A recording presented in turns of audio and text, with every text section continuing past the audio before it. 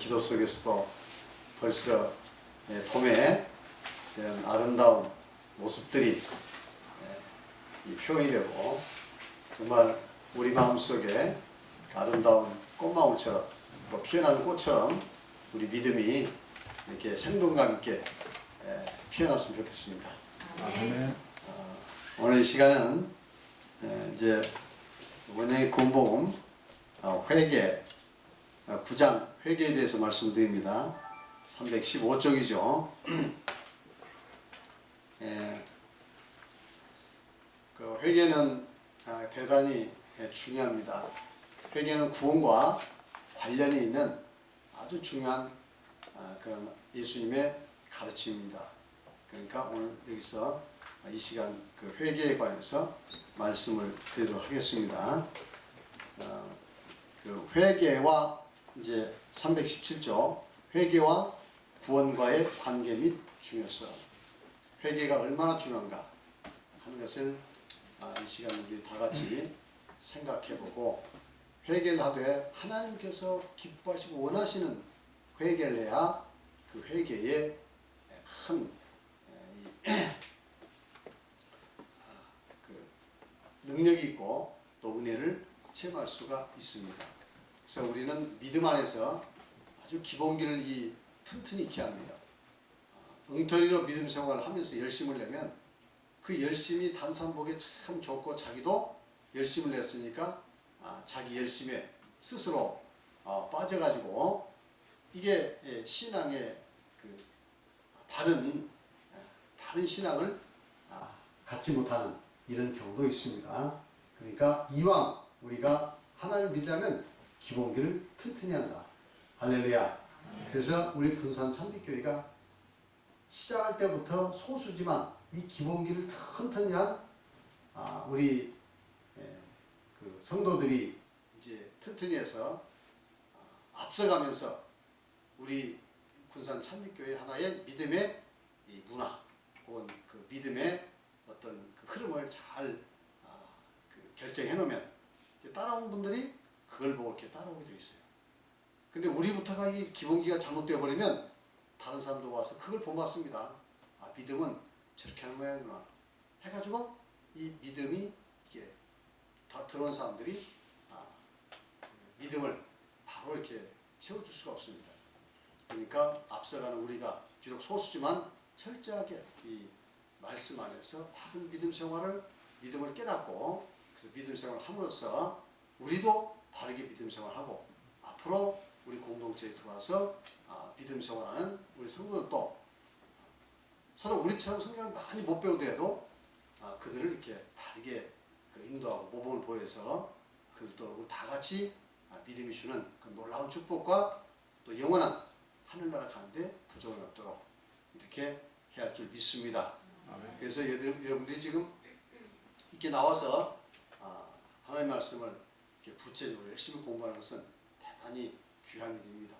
열심히 공부를 해주시기 바라고, 특히 이제 회개에 관해서도 굉장히 그 회개도 사실 어려운 부분입니다. 대단히 어려운 부분이에요. 회개를 어디까지 해야 하는가, 그죠? 회개를 어디까지 또 심도 있게 회개를 해야 하는가. 그래서 이 문제도 역사적으로 수많은 논쟁이 되었고 고민됐던 그 문제 중에 하나입니다. 그러나 이것을 전부 공부할 쯤에는 이렇게 회개를 해야겠구나 하고 여러분들이 회개에 대한 바른 이해를 하게 되고 또 바르게 회개를 하게 될 줄 믿습니다. 그러면 이제 첫 번째 그 회개는 예수님께서 이 회개를 촉구하셨죠. 누가복음 24장 47절 시작. 또 그의 이름으로 죄사함을 받게 하는 회개가 예루살렘에서 시작하여 모든 족속에 전파될 것이 기록되었으니, 여기서 보니까 그의 이름이 누구 이름이죠? 예수 이름으로 죄사함을 받게 하는 회개가 예루살렘부터 시작하여 모든 족속에 전파될 것을 기록했다. 그 다음에 마태복음 4장 10절에 시작. 이때부터 예수께서 비로소 전파 이루시되 빼게 하라 천국이 가까우니라 하시더라. 이렇게 회개하라 천국 가까이다. 그러니까 예수님의 복음의 첫 일성은 회개랍니다. 회개하라 천국이 가까우니라. 그리고 이 죄사함을 받게 하는 회개가 오늘 예루살렘부터 시작해서 모든 족속에 전파될 것이다. 이렇게 말씀하고 있습니다. 읽어보세요. 회개는 구원의 필수 조건입니다. 마치 믿음이 구원의 전 과정에 없어서는 안 될 필수 조건인 것처럼 구원에 있어서 가장 중요한 조건 중에 하나입니다. 회개는 구원의 필수 조건이에요.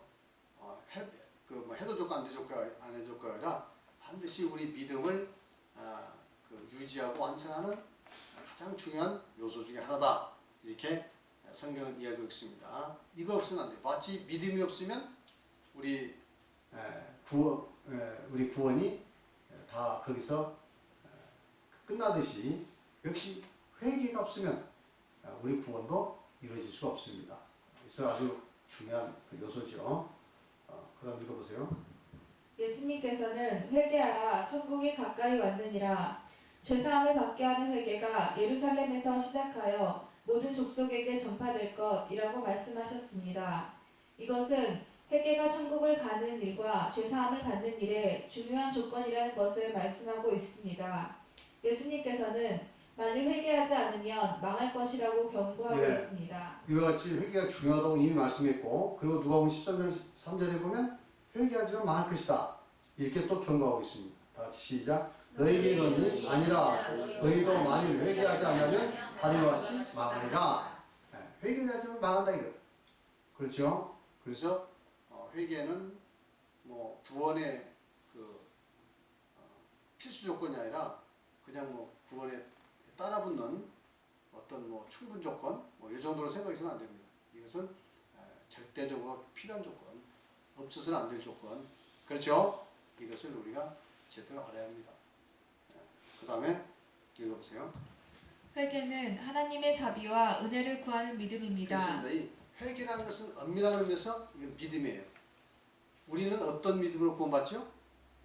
무엇을 내가 행해서 무엇을 완성해서 구원 얻겠다는 그 율법적인 믿음은 구원 못 받습니다. 아시겠죠? 유대인들이 믿음 없는 거 아니잖아요. 유대인들도 하나님 얼마나 잘 믿습니까? 근데 왜 잘못됐죠? 믿음은 있는데 그분들도 전능하신 여호와 하나님 믿고 구약에 있는 모든 사건들 다 믿잖아요. 근데 왜 그들은 구원 못 받나요? 믿음이 없어서가 아니라 잘못된 믿음이기 때문에. 맞죠? 그럼 왜 잘못된 믿음이죠? 행위로 구원 얻으려는 믿음. 그렇죠? 율법적인 모든 어떤 행위를 통해서 구원 얻으려는 그 믿음. 그러니까 그 행위로 구원 얻으려는 그 믿음은 구원이 없다 이 말입니다. 그러면 구약 시대에도 누가 구원받을 수 있습니까? 그렇죠. 율법을 지키려고 노력해봤더니 이걸로는 도저히 내가 율법을 다 지킬 수가 없다. 내가 어떻게 이걸로 구원받을 수 있단 말인가? 또 죄 문제 해결할 수 있단 말인가? 하면서 이제 정직한 심령으로 하나님의 자비를 구하는, 하나님의 은혜를 구하는 그 믿음. 바로 그 믿음으로 구원받는다.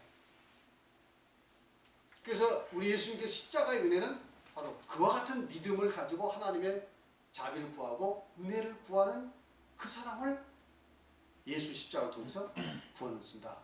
할렐루야. 그러니까 이 제사를 지내서 그 제사가 근거돼서 예수님께서 십자가를 통해서 그 제사를 인정해서 구원 게 아닙니다. 제사나 십계명이나 지키려고 노력해봤더니 이걸로서는 도저히 불가능하다. 어떻게 이걸로 내가 다 지킬 수 있으면 내가 어떻게 이 죄 문제를 해결할 수 있는가? 해봤더니 정말 이거 불가능하다. 내가 죄를 무지하게 많이 짓는데 몇 건의 이 제사로 해결됐단 말인가? 그건 아니야. 이걸 하나님은 이걸 제사를 지내라고 해서 내가 지내긴 하지만 이거는 도저히 해결이 안 돼. 하나님 주여 불쌍히 여기시옵소서.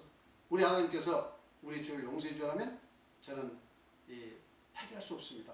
하는 그런 은혜를 구하는 믿음. 할렐루야. 이 믿음은 구약시대나 양심시대나 율법시대나 지금도 마찬가지입니다. 이 믿음이 아니면 여러분 구원 못 받습니다. 이해하셨죠? 그런데 이 회개라는 건 뭐예요? 바로 그 믿음을 구하는 믿음이라. 회개는 그 은혜를 구하는 믿음이라. 할렐루야. 맞습니까? 그래서 이 회개라는 것은 바로 하나님의 자비와 은혜를 구하는 믿음이다. 그러니까 이 회개의 죄삼이 있는 거죠. 회개로 구원받는 거죠. 믿습니까? 네, 읽어보세요. 회개가 없는 믿음은 하나님의 자비와 은혜를 구하지 않는 잘못된 믿음이므로 그러한 믿음으로는 구원을 받을 수 없습니다. 그렇습니다. 회개가 부실하다든가, 그 다음에 회개를 하는데도 참된 회개를 하는 것이 아니라 무슨 뭐 하나님께서 원하시는 엉터리 회개를 한다든가, 그러면 하나님께서 그 회개를 받아주셨어요? 그러니까 바로 깨달아는 겁니다. 하나님이 어떤 믿음을 원하신지, 어떤 회개를 원하신지, 그걸 깨달아야 한다 이 말이에요. 그렇잖아요? 원하는 것을 해야지 원하지도 않는 걸 하면서 때를 쓰면 되겠습니까? 내 마음속, 내 방식대로. 하나님, 악을 쓰면서 왜 하나님 안 들어주십니까? 우리는 믿음 생활 내 방식으로 해서는 안 돼요. 사람들은 자기 방식대로 열심히 하고 자기 방식대로 막 노력을 많이 하는데 그래서 구원받는 게 아닙니다. 하나님이 원하시는 대로, 하나님이 요구하는 대로 내가 그것을 알아서 거기에 응답해서, 그죠? 그렇게 믿음 생활을 해야 우리 하나님께서 믿음을 인정해 주시죠. 근데 많은 사람들은 안 그래요. 내 방식대로 열심을 내요. 그리고 때를 쓰고 악을 씁니다. 막 금식기도 하면서 안 들어준다고. 하나님께서 물론 그렇게 구해도 들어주시긴 한데 그냥 구원만은 절대 안 됩니다. 그래서 우리는 내 방식대로 믿음 생활에서는 안 된다. 누구 방식대로? 하나님의 뜻대로. 하나님께서 원하신 대로. 바로 회개도 하나님께서 원하시는 방식으로 우리가 회개를 해야 하나님께서 원하시는 믿음을 가질 수가 있는 것이다 하는 것을 말씀드립니다. 읽어보세요. 성도가 믿음으로 구원을 받는다는 것은 하나님의 자비와 은혜를 전적으로 바라는 믿음으로 구원을 받는다는 것을 의미입니다. 구원은 처음부터 끝까지 하나님의 전적인 자비와 은혜를 통해 이루어집니다. 창세기부터 계시록까지 하나님은 인간에게 하나님의 자비와 은혜를 통한 구원하시려는 비밀한 뜻을 이루어 가시는 과정을 설명하고 있습니다. 할렐루야. 이것을 아셔야 돼요. 에덴 동산에서도 100% 하나님의 은혜였습니까? 은혜 아니었습니까? 100% 은혜. 근데 그 하나님의 100% 은혜를 거부한 게 인간이잖아요. 그리고 이후에도 다시 하나님께서는 그 100% 은혜로 우리 인간을 구원하시겠다는 것이 바로 하나님 뜻입니다. 그러니까 에덴 동산 이후에 범죄하고 나서도 우리 인간이 형식적으로는 겉으로 보기에는 인간의 노력이라든가 인간의 행위로서 이루라는 그런 하나님의 요구가 있지만, 왜냐하면 그것은 인간의 선택이니까 우리 인간이 하나님께 도와주신 거죠. 그걸. 그렇지만 실제적으로 하나님 뜻은 뭐죠? 숨겨진 하나님 뜻은, 예수님 오시기까지 하나님 숨겨진 뜻은 너희들이 양심을 따라서 열심히 노력해보고 내가 준 율법에 따라서 열심히 노력해봐라. 그러면 어떻게 할 것이다? 너희가 그걸로는 도저히 너희 행위로서는 구원 못 받을 것이다. 그리고 이제 전적으로 하나님 은혜를, 자비와 은혜를 바라봐라, 구하라. 그러면 그 믿음으로 너희를 구하는 것이다. 그게 이제 구약 시대에 숨겨진 하나님 뜻이란 말이죠. 그리고 그것을 가능케 하기 위해서 물론 하나님께서는 육신에 있다기 위해서 우리 죄를 계속 하실 그 계획을 다 세우시고, 그리고 이제 예수님께서 이제 나타나셔서 모든 걸 다 이루시고 밝히 이제 우리에게 가르쳐 주셨습니다. 그렇죠? 예수님께서 나타나셨고 제자들 잘 이해 못했지만 바울 사도를 통해서 확실히 그걸 깨닫게 해주시고, 그래서 앞으로도 우리도 이런 그 은혜로 구원을 받게 되는 것이다. 그래서 이런 여러분 은혜의 믿음을 정확히 깨달으시고 여러분 믿음 생활을 할 수 있길 바랍니다. 그렇지 않고 여러분 이 은혜의 믿음을 잘 깨닫지 못하고 단지 혹시라도 또 지식적으로만 알고 여러분들이 믿음 생활하면 안 됩니다. 그래서 구원받기 어려운 것이 아니라 바로 이 은혜의 믿음을 정확히 깨닫고 그 은혜의 믿음을 따라 믿음 생활을 한다는 것이, 그걸 깨닫기가 쉽지 않아서 이게 믿음 생활이 어렵지, 나머지 그 믿음 생활이 은혜 안에서 이런 우리가 하나님의 그 은혜 가운데 믿음 생활하는 것은 참으로 쉬운 일입니다. 그렇죠? 참으로 감사한 일이죠. 자, 읽어보세요. 하나님은 예수 그리스도의 십자가를 통하여 하나님의 자비와 은혜를 구체적으로 완성하시고 나타내셨습니다. 예수님은 십자가에서 인류의 죄를 대속하시고 인간이 하나님께서 값없이 주시는 은혜와 자비를 받을 수 있는 길을 열어놓으셨습니다. 구약시대이건 신약시대이건 예수 십자가의 대속을 통한 하나님의 자비와 은혜로 구원을 받는 데 유효한 믿음은 바른 회개가 있는 믿음입니다. 그렇습니다. 바로 바른 회개인 거죠. 그렇죠? 자, 그 다음에 두 번째, 제자들이 회개를 전했다. 뭐 제자들도 이 회개에 관한 이야기가 많이 나옵니다. 여기서 이 제가 기록한 것은 뭐 일부지 전부 다 이것을 이야기하면 굉장히 많아요. 그러나 일부만 제가 아주 명확한 것들만 말씀드렸습니다. 사도행전 3장 19절 시작. 그러므로 너희가 회개하고 돌이켜 너희 죄 없음을 받으라. 이같이 하면 새롭게 되는 날이 주 앞으로부터 일 것이요. 여기서 보니까 회개하고 돌이켜 너희 죄 없음을 받으라. 그러니까 회개해야 죄 없음을 받는다는 거죠. 이해하시겠죠? 그만큼 이 회개는 대단히 중요한 거죠. 사도행전 5장 30절 시작. 이스라엘에게 회개함과 죄사함을 주시려고 그를 오른손으로 높이시사 임금과 구주로 삼으십니다. 회개함과 죄사함을 주시려고 이렇게 이야기하고요. 사도행전 10장 18절 시작. 그들이 이 말을 듣고 잠잠하여 하나님께 영광을 돌리는데 그러면 하나님께서 이방인에게도 생명을 얻는 회개를 주셨도다. 이방인들에게도 회개를 함으로써 생명을 얻게 된다는 거죠. 구원과 아주 밀접한 관계가 있잖아요.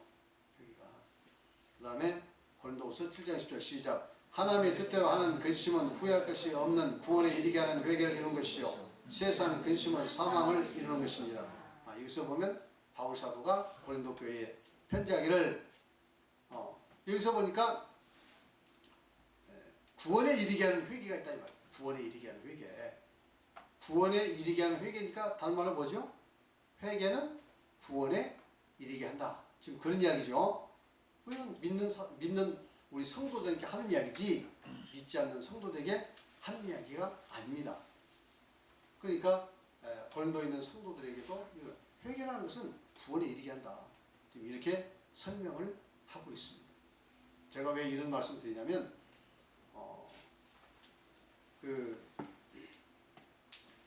이제 어떤 이런 죄의 문제에서 고민하는 그 교파들 중에는 이제 너무 이 고민하다가 결국은 우리 인간은 예수님께서 십자가에 못 박히신 그 대속인 십자가의 은혜 이것을 깨닫기만 하면 그것을 믿기만 하면 우리는 정죄에서 해방돼서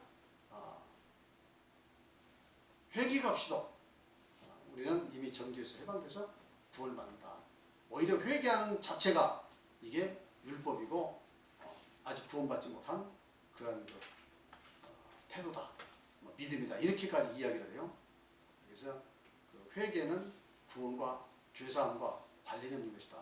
이미 우리는 예수를 믿는 믿음 안에서 다 정죄에서 해방된 사람들이고 그리고 회개라는 것은 그냥 하나님과의 관계를 개선하기 위해서 혹은 복을 받기 위해서 혹은 하나님의 징계를 혹은 받지 않거나 혹은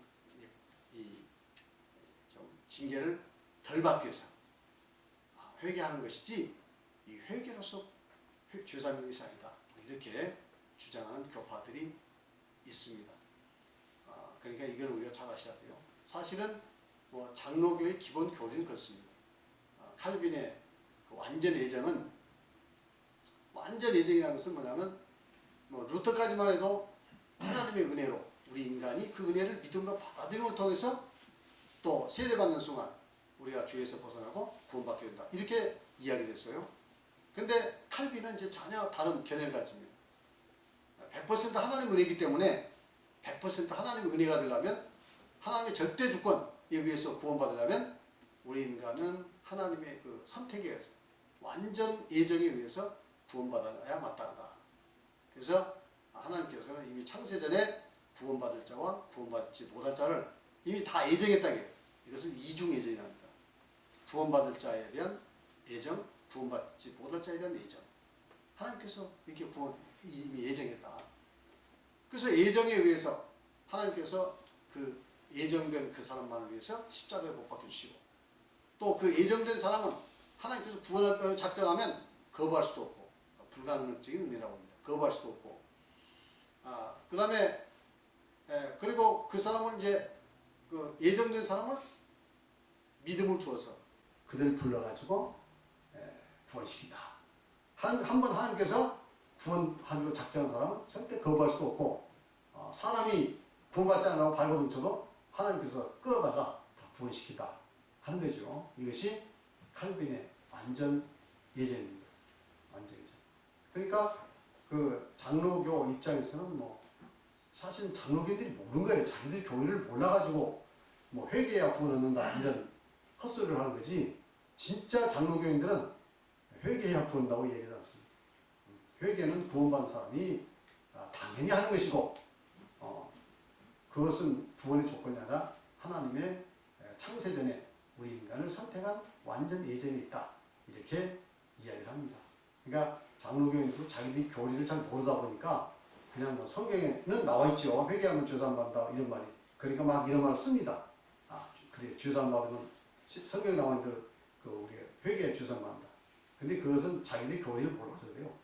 자기 교리를 아는 사람들은 절대 그렇게 말하지 않습니다. 아시겠죠?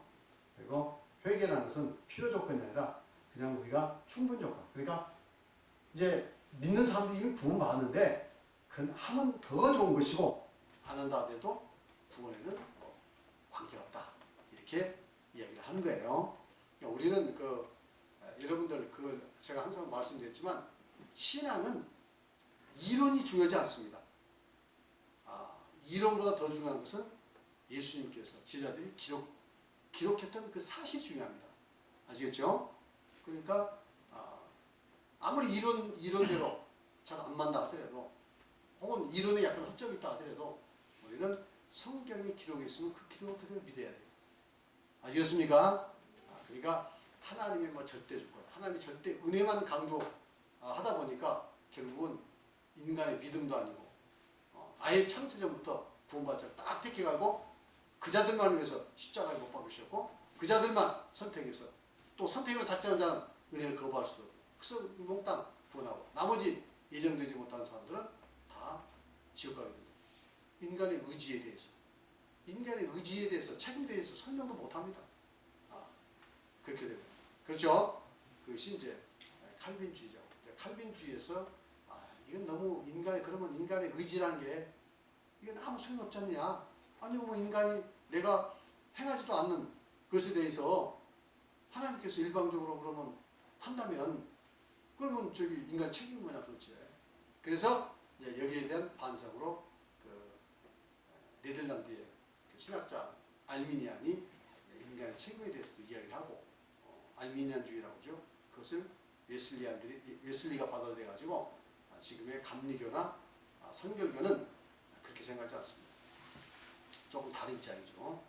그래서 뭐 이런 것은 복잡하니까 깊이 말씀을 드릴 수가 없습니다만 이런 게 있다 생각하고 그냥 우리는 뭐 알미니안이냐 웨슬리안이냐 그런 게 중요한 것이 아니고 우리는 성경이 어떻게 되어 있냐 그대로 믿으면 됩니다. 완전해죠? 그것도 믿습니다. 그건 하나님께 속해 있으니까 우리는 모를 일이죠. 그렇죠? 그러나 성경에 나타난 바들은 우리는 믿어야 되고 그렇죠? 단 이 믿음이 어떤 믿음이어야 돼요? 하나님의 은혜를 구하는 하나님의 자비와 은혜를 구하는 은혜의 믿음이 한다. 율법적 믿음이 아니라 이해하시겠죠? 그리고 그 율법적 그 은혜의 믿음 가운데는 당연히 우리의 잘못에 대해서 깨달음이 있으면 뭘 굳게 세우고 십계명을 굳게 세우고 십계명을 비춰서 잘못이 있으면 하나님께 우리 죄를 자백하고 하나님께 용서를 구하는 자비를 구하는 그 은혜가 믿음이 있어야 한다 이 말이에요. 순간순간 이해하셨습니까?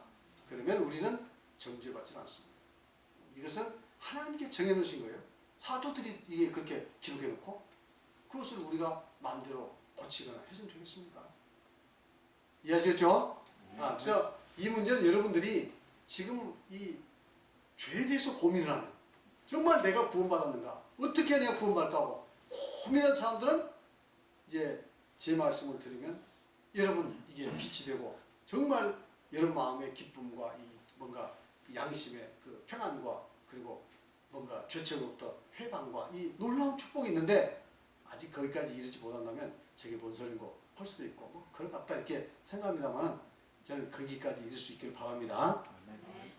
자, 그 다음에 이제 읽어보세요. 베드로 사도는 너희가 회개하고 돌이켜 너희 죄 없이 함을 받으라. 회개함과 죄사함을 주시려고 라고 했으며 예루살렘 성도들은 생명을 얻게 하는 회개를 주셨도다 라고 하였습니다. 이것은 회개가 죄사함과 구원을 받는데 절대 필요한 요건임을 보여주고 있습니다.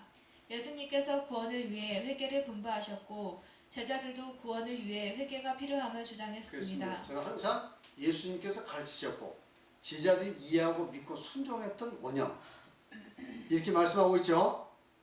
그러니까 예수님이 가르치셨고 제자들이 순종한 기록이 분명히 이렇게 나와 있다 이 말이에요.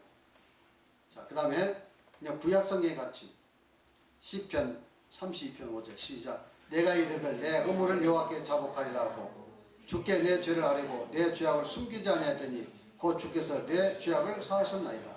여기서 자복이란 말은 자백이란 말하고 같습니다.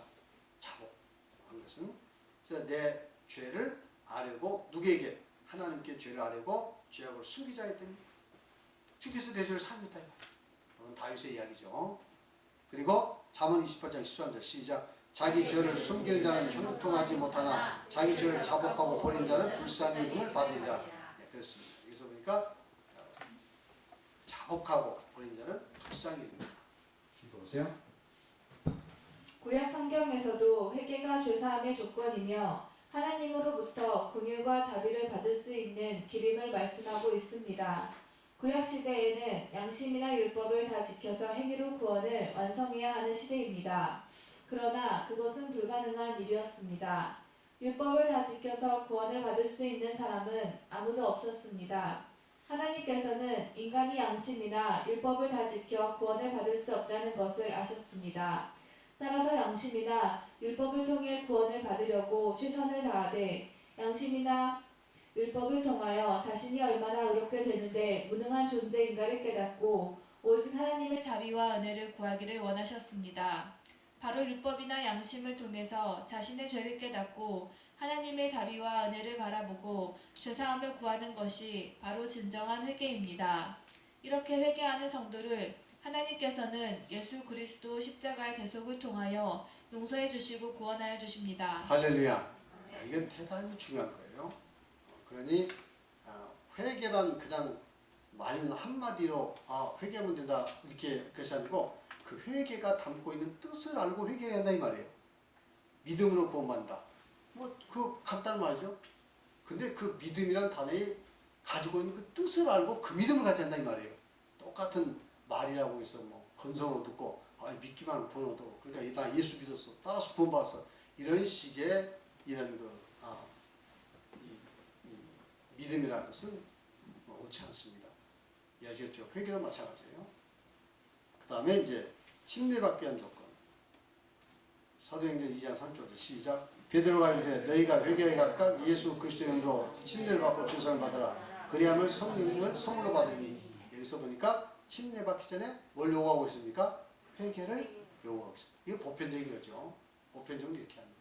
물론 이제 그 회개라는 게 그럼 어디까지 회개해야 침례받을 자격이 있습니까? 이렇게 물으면 우리는 그건 이제 끝도 끝도 없는 거죠.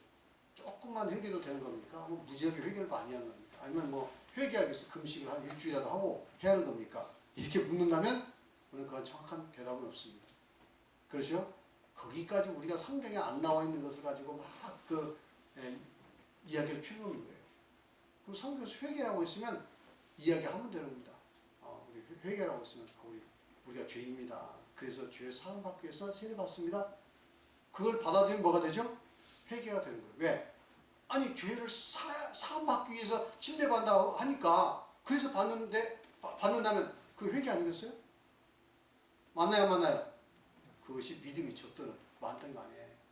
그래야 죄 사함 받아 천국 갑니다라고 이야기하면 그것을 받아들이고 받습니다. 동의하고 받습니다. 그러면 회개가 되는 거예요. 이제 문제는 그러면 이 어린 아들이나 회개할 줄 모르는 어린 애들이나 혹은 뭐 정신 박야 같은 경우 이거 어떡합니까? 이게 이제 문제가 될 수 있는 거죠. 그래서 이제 세례, 유아 세례를 거부하는 그런 교파들이 많습니다. 왜냐하면 세례에는 반드시 회개가 있어야 하는데 그 유아들은 회개를 않잖아요. 그러니까 유아는 안 된다.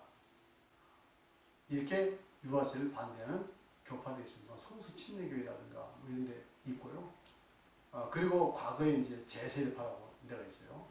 가톨릭에서는 무조건 다 명세, 세례 베푸잖아요. 그래가지고 가톨릭에서 성경 공부를 제대로 안 시키고 맨날 미신적으로 믿음 조항을 시키고 엉터리로 믿음 조항을 하니까 결국은 뭐 죄가 뭔지도 제대로 모르고 엉터리니까 다시 세례 받아야 된다고 해서 제세파도 있었고 제세파들은 아주 또 개신교 쪽에서는 이 천주교 쪽에서 혹독한 핍박을 많이 받았습니다. 이제 제세파 있었는데 그 제세파들은 뭐냐면 회개 없이 받은 또 믿음의 진정한 그 고백이 없이 받은 세례는 무효다.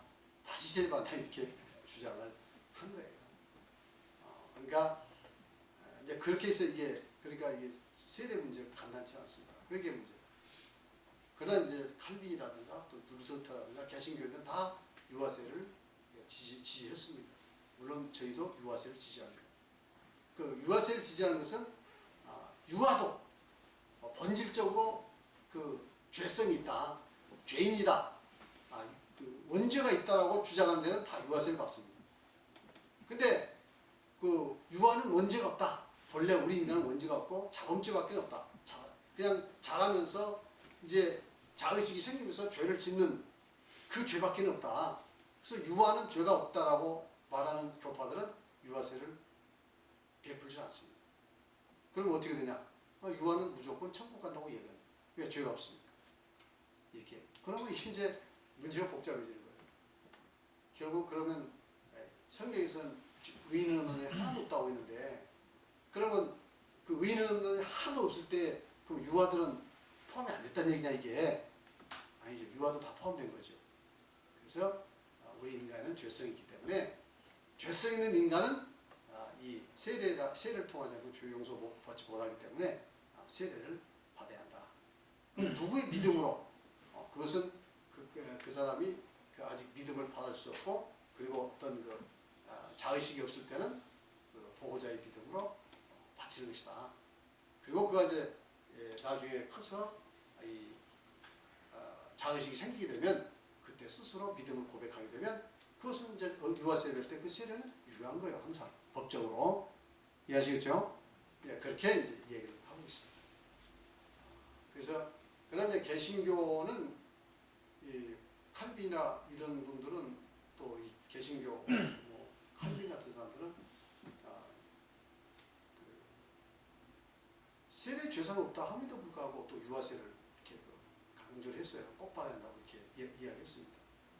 심지어는 그 제세례파 칼빈이 제세례파 사람들 이렇게 개종을 시켜가지고 이렇게 이제 칼빈주의로 이렇게 개종시킨 그런 사례도 있고 그 남편이 죽으니까 그 아내를 자기가 아내와 결혼해서 이렇게 이제 산 그런 역사적 기록도 있습니다만 어쨌든 이렇게 칼빈은 이 세례 죄사함이 있다고 믿지 않지만 그래도 꼭 그 유아에게는 필요하다 이렇게 주장을 했습니다. 그러나 우리는 성경에 있는 대로 세례 죄사함이 있다고 믿기 때문에 우리는 중생의 순간, 죄사함 받는 순간, 사탄의 권세에서 하나님의 권세로 해방되는 순간, 의롭다 칭함받는 순간이 언제입니까? 세례 받는 순간이죠. 그러니까 세례에 반드시 자의식이 있는 사람은 이렇게 세례의 죄사함이 있다는 것 그리고 세례를 받아야 구원한다는 걸 이야기하면 받아들이면 우리는 이제 회개한 걸로 간주하고 세례를 베푸게 됩니다.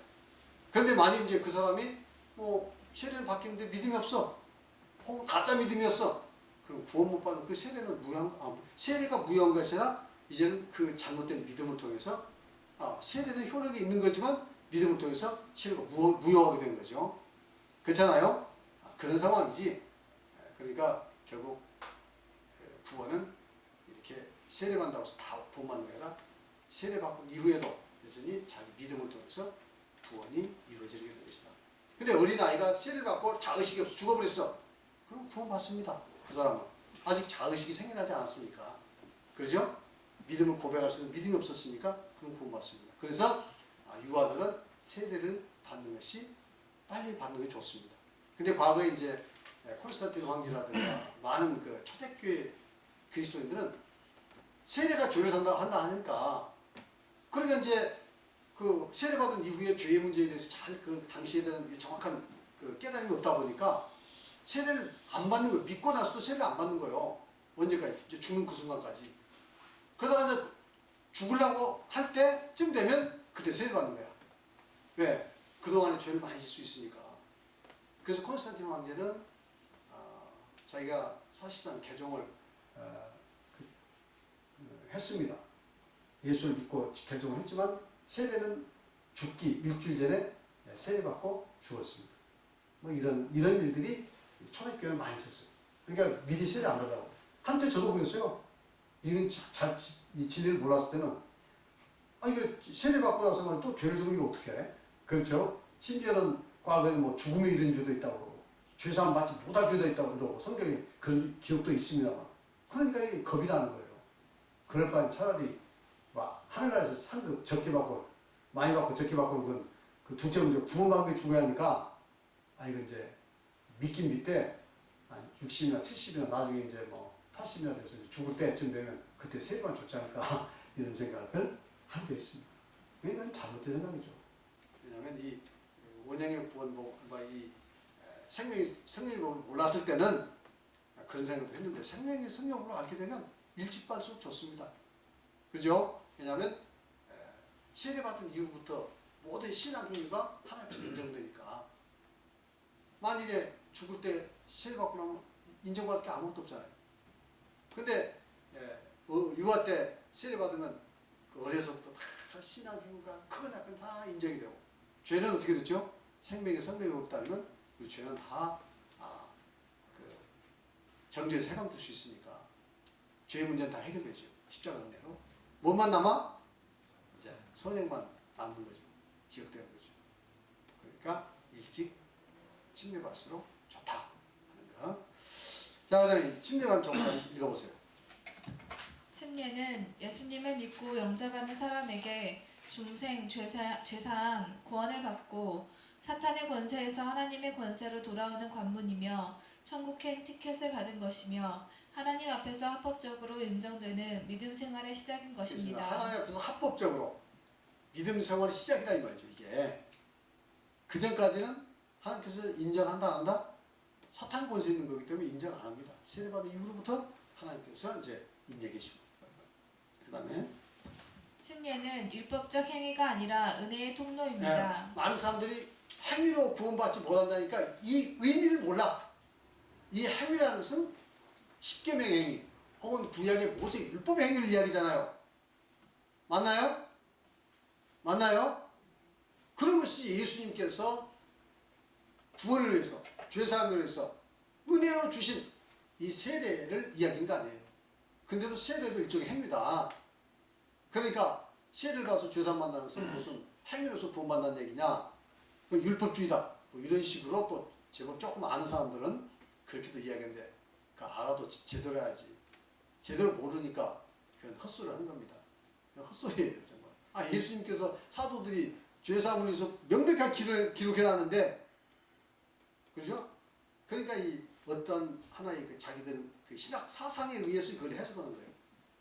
예수님의 말씀이 옳다라는 관점에서 해석한 게 아니고 자기들의 신학 사상의 관점에서 이게 이제 해석을 해서 안 맞으면 왜곡을 해버리거나 무시하거나 이렇게 되는 거예요. 그렇게 돼서는 안 되죠. 자, 그 다음에 계속해서. 베드로 사도는 그의 설교를 듣고 마음이 찔려 어찌하였고 하는 이스라엘 사람들에게 회개하여 각각 예수 그리스도의 이름으로 침례를 받고 죄사함을 받으라 라고 권면을 하였습니다. 베드로 사도는 침례를 받아 죄사함을 받는 전제 조건으로 회개할 것을 요구했습니다. 네. 그 다음에 개신교의 대부분의 교파에서는 침례는 하나의 신앙 고백일 뿐 죄사함과는 관계가 없고 본문의 내용은 회개의 죄사함이 있다는 것이지 침례의 죄사함이 있다는 것이 아니다 라고 주장을 합니다. 이제 또 조금 더 그 생각하는 사람들은 이 말의 핵심은 회개에 있다. 너희가 회개하고 예수 그리스도의 세례받고 주셔서 얻으라 그랬잖냐. 이게 회개의 죄사함이 있다는 얘기다. 무슨 침례 죄사함이 있다는 얘기란 말이냐. 이런 식으로 또 이야기를 합니다. 그런데 앞서 이야기했지만 회개도 죄사함이 있습니까 없습니까? 회개해야 합니까 안 합니까? 있죠. 또 침례도 역시 있는 겁니다. 왜? 나중에 보면 사도행전 22장 16절에 이렇게 다 되어 있어요. 여기서 보면 다 같이 시작. 이제는 왜 주저하느냐. 일어나 주의 이름을 불러 침례를 받고 죄사함을 받으라. 자, 침례는 물이죠. 물은 씻는 의미가 있잖아요. 침례를 받고 씻으라고 하면 지금 어디에 이 성경 말씀 어디에 강조점이 있습니까? 침례를 받고 씻으라 그 말이죠. 그렇죠? 그래서 이 침례의 죄사함이 있다는 것은 더욱더 자명하고 당연한 일이다. 근데 어떤 자기들의 신학사상을 근거로 해서 이걸 합리화하기 위해서 이런 중요한 구절들을 막 무시해버립니다. 달리 해석하는 거죠. 자, 그 다음에 이제 본문에서 침례를 받고 너의 죄를 씻으라 라고 했는데 씻는다라는 표현은 명백히 물과 관련이 되어 있습니다. 따라서 본문은 문자 그대로 침례를 받고 죄를 씻는다는 것이 너무도 명백합니다. 침례의 죄사함, 중생, 구원 등의 효력이 없다고 주장한 것은 종교개혁자 칼빈입니다. 네, 이미 제가 말씀드렸죠. 루터까지는 제가 루터 이번에 그 루터의 저작선집이라고 해서 아주 중요한 저작들만 이렇게 묶어놓은 그 책들을 지금 공부를 하고 있습니다. 근데 거기서는 침례가 굉장히 중요해요. 두 부분에 침례에 관해서 두 단원으로 이렇게 나옵니다. 근데 거기 보면 명백하게 침례는 중생, 죄사함이 있다고 그게 설명하고 있어요. 오직 믿음으로 이야기하지만 그것을 가능케 한 것은 침례라 이겁니다. 근데 그것을 애써 지금 이야기 안 하려고. 그래서 혹시라도 여러분들이 확인하고 싶으면 그 루터의 그 원본, 자기 직접 기록한 것을 이 번역한 책인데 그 책을 보시면 너무도 명확관합니다. 자, 읽어보세요. 근데 칼빈부터는 그렇잖아요. 칼빈은 그러니까 루터가 1483년 출신이고 칼빈이 1509년입니다. 몇 년 차이 나죠? 25살인가요? 6살? 그러니까 루터가 한 26살 정도 뒤에 제2세대 종교 개혁자입니다. 그래서 이렇게 칼빈이 이제 기독교 강요에서 세례 죄사함인 게 아니라 이제 예수를 믿으면 된다고 해요. 사실은 엄밀한 의미에서는 그 믿음이 아니라 이미 하나님께서 구원받았잖아요. 구원해서 그들을 믿게 해서 죄를 사해서 구원시킨다. 이렇게 이제 주장한 거죠. 자, 읽어보세요. 그러나 예수님과 사도들, 초대교회 속사도와 교부들, 그리고 오직 믿음으로를 주장했던 마틴 루터까지도 침례의 죄사함, 중생, 구원 등의 효력이 있음을 인정하고 있습니다. 따라서 침례의 죄사함과 중생과 구원의 효력이 있다는 믿음은 예수님과 제자들과 초대교회의 역사로부터 이어져 온 전통임을 알 수 있습니다.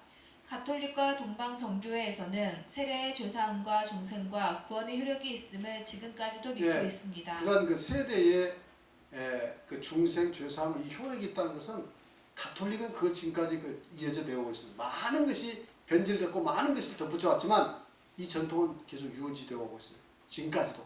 그리고 동방정교회라는 것은 이제 그 동방정교회는 뭐 그리스 정교회가 있고 그 시리아 정교회, 뭐 불가리아 정교회, 러시아 정교회 많은 정교회도 있어요. 주로 이제 그 동로마 제국 콘스탄티노플의 동로마 제국의 영향권에 있었던 이 기독교 국가들이 이제 정교회들입니다. 그리고 로마를 중심으로 서로마를 중심으로 하는 게 이제 그 가톨릭이고요. 그래서 동방 정교회는 거의 100% 세례의 침례 죄사함이 있다고 믿습니다. 아시죠? 그럼 뭐 크리스토스톰이라든가 유명한 그 이제 교부들이 있는데 다 이렇게 이야기했어요. 그러니까 이것은 의심할 여지가 없어요. 왜냐하면 성경의 기록이 이렇고 속사도라고 하는 건 바로 사도들을 직계 제자들이거든요. 사도들의 직계 제자들. 인나시우스라든가 폴리갑이라든가 뭐 이런 직계 제자들 다 세례 죄사함을 믿었습니다. 그리고 그 이후에 이제 사도들과는 좀 떨어졌지만 그 위에 교회의 유명한 교부들, 교회의 어떤 그 사상가들, 교회 그 영향을 끼쳤던 교회의 어떤 그 사상가들, 이런 사람들 교부들인데 어거스틴이라든가 터툴리안이라든가 이레니우스라든가 이제 많이 있어요. 이런 사람들도 다 100%다 믿었습니다. 아시겠죠? 그래서 지금 한국에 장로교가 좀 많다 보니까 장로교인들이 말이야 막 세례의 죄사입니다고 길게 뛰면서 무슨 놈의 세례 죄사입니다 이러겠는데 그 사람들 사실 그 역사적 전통에서 완전히 벗어난 사람들이에요. 아시겠죠? 그래서 우리가 그 역사적 전통을 다시 지금 맥을 잇는 겁니다. 그것은 그 세례에 대한 믿음과 그리고 세례가 그 정확한 세례의 방법까지도 우리는 복원을 해서 그죠? 사도 예수님께 갇히고 제자 이해하고 믿고 순종했던 그것을 복원하는 거예요. 할렐루야. 네. 그래서 우리가 그렇게 믿음을 통해서 구원받는 거지. 구원이라는 게 무슨 뭐 누가 가봤습니까? 천국에 누가 가봤나요? 가봤어요? 가봐가지고 어떻게 믿나 보고 왔어요? 아니잖아요. 그러면 누가 내 구원을 확증하고 책임져 줄 수 있습니까? 뭐 신부가 책임져요. 무슨 로마 교황이 책임을 져줘요. 아니 목사가 책임을 져요. 누가 책임을 져줘요? 맞습니까? 맞습니까? 네. 오직 우리의 선택. 우리 선택인데 우리는 어떻게? 메시아이신 예수 그리스도. 그분이 가르치시고 제자들 이해하고 미치고 순종했다. 그 직계 제자들. 그 기록만 우리가 믿는 거예요. 그리고 그 기록에 역사적으로 지지한 것이 있으면 우리는 받아들이고 역사적으로 변경된 것이 있으면 우리는 받아들이지 않겠다. 아시겠죠? 이렇게 해서 우리가 구원은요. 이건 그때 가봐가지고 하늘나라 가봐가지고 하나님 아버지 내가 뭐 열심히 믿었는데요. 정말 그걸 몰랐습니다. 누가 안 가르쳐줬습니다. 이래서 그때 되겠습니까? 변명되겠습니까? 주여 한다고 다 천국에 들 것이며 아버지의 뜻대로 행한 자들은 많은 사람들이 그때의 많은 사람들 주의 이름으로 선지자로 하며 주의 이름으로 귀신 주자며 주의 이름으로 많은 권능을 했지 않겠습니까? 여러분 이런 말씀이 그 예수님께서 심판 때 이러리라고 지금 하신 말씀 아니에요. 이미 예수님께서 그렇게 말씀하셨는데 왜 이렇게 아무런 검토 없이 그냥 무조건 믿는 거예요. 정말 이건 두려운 일이고 또 그렇게 맹신한 사람들은 뭐 대책이 없으니까 신도들은 어쩔 수가 없죠. 그러나 여러분 전 천만다행 되지 마시기 바랍니다. 그리고 우리가 이걸 깨달았으면 전해야 돼요. 한 사람을 더 구원시켜야죠. 사람들이 몰라서 그러니까. 읽어보세요. 그런데 침례의 죄사함, 중생, 구원 등의 효력이 있음을 믿는다고 이단이라고 한다면 이는 예수님과 사도들 그리고 역사적으로 이어져 온 올바른 전통을 부인하는 것입니다. 그야말로 이게 세례에 우리가 중생과 죄사함이 있다고 가르치는데 그러니까 이단이라고 이야기하는 사람들은 이것이야말로 말할 수 없는 큰 이단이죠. 세력이 크다고 막 그렇게 함부로 말해서 되는 겁니까? 예수님도 세력이 없을 때는 이단이라는 말 들었잖아요. 바울사도 이단 교수란 말 들었잖아요. 그렇죠? 그렇다고 해서 무슨 뭐 예수님이 이단이 됐고 바울사도 이단 교수가 됐습니까? 오히려 예수님을 이단이라고 잡아죽인 서기관과 바리새인들이 이단이고 그렇죠? 예수님이 제자들 핍박한 그 서기관과 바리새인들이 이단이고 율법주의자들이 이단이죠. 세력이 작다고 해서 이단되는 게 아닙니다. 전통이 작다고 해서 이단되는 게 아니에요. 그렇죠? 우리가 이 정통이라는 것은 원래 옳은 것을 복원하는 것이 진짜 정통이다. 이렇게 이해하시기 바랍니다. 읽어보세요. 교회가 세례의 잘못된 믿음을 가지고 있다면 그들의 믿음대로 세례의 효력이 없는 것입니다. 예, 여러분 왜 이렇게 세례의 죄사함이 있다고 믿는 것이 중요하냐면 믿음대로 되는 거예요. 그렇죠? 어떤 사람들은 아니 그거 뭐 안 믿으면 어때요? 똑같이 세례받으면 될 거 아니에요? 안 그래요. 믿음대로 되는 거예요. 성경 그랬잖아요. 예수님께서 네 믿음대로 될지라 그랬잖아요. 맞습니까? 그런데 교회가 세례 죄사함이 있다고 성경은 이야기하고 그렇게 지금 예수님께서 이야기하고 제자들이 이야기하는데 아니라고 하면 그 믿음대로 되는 거예요. 그럼 죄사함 못 받는 거예요. 아시겠죠? 우리는 사도들이 구원에 관해서 이야기하는 그것을 그대로 그대로 믿음으로 받아들여야 합니다. 예수님을 믿는다면 예수님께서 구원에 관해서 말씀드린 그대로 믿어야 그 믿음으로 구원받는 거예요. 맞습니까? 그래서 왜 세대에 죄사함과 중생이 있다고 믿어야 하느냐? 바로 그 믿음대로 되기 때문에 그렇습니다. 아시겠죠? 이것을 우리가 아셔야 돼요. 그 다음에 그러면 이제 세력이 혈액이 없다고 믿으면 그렇다면 구원은 매우 위태로워지는 거죠. 너무너무 위태로워져요. 그리고 이제 다섯 번째로 제가 안 적었습니다만 그 생명의 성령의 법에 따라 살기 위한 조건도 회개에 포함되어 있습니다. 맞죠? 왜냐하면 십계명을 굳게 세우고 지키기를 힘쓰되 이 십계명을 통해서 깨닫긴 이 자신의 죄인됨과 지은 죄들과 깨닫지 못한 것이라도 예수 그리스도 앞에 나와서 우리 죄를 자백하고 회개하는 것. 그러니까 생명의 성령의 법도 뭐가 포함되어 있어요? 생명의 성령의 법에 따라 살기 위한 조건도 회개가 포함되어 있다 하는 것입니다. 오늘은 여기까지 말씀드렸습니다. 회개 부분이 조금 길었는데 회개만 끝나고 마치도록 하겠습니다. 결론은 간단하게 이제 읽어보시면 되는 거고요. 여기까지 말씀드렸습니다.